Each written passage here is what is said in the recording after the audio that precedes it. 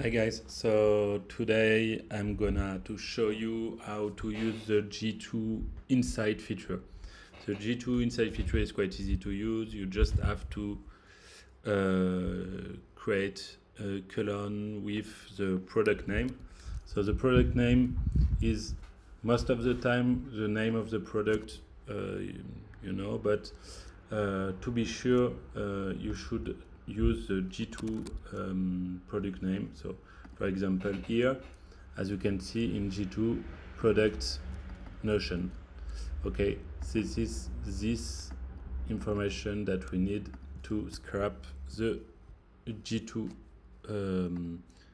insights. So now that you know your product name, it's quite easy. You just have to select the column as usual.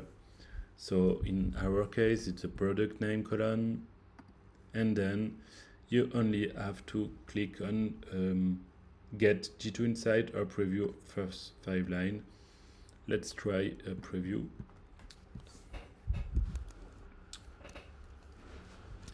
As you can see now, Derrick will add a lot of new columns. So let's see every column. Okay, so wait. So we have categories. So it's a categories in G2. Average rating. So it's a rating, the average rating we have on G2. The review title, the first review is scrapped, and the review, okay, so as you can see, average review,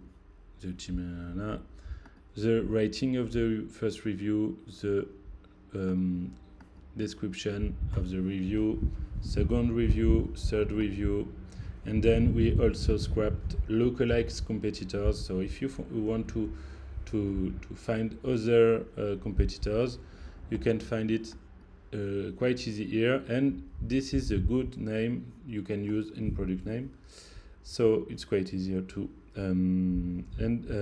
you just have to fill the space here by a dot,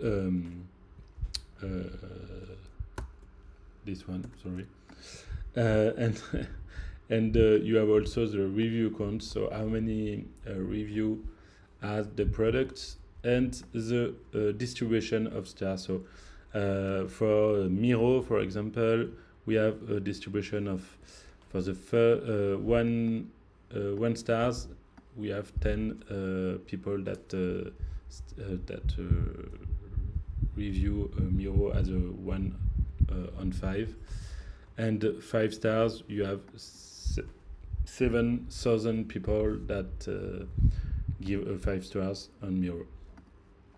It could help you to find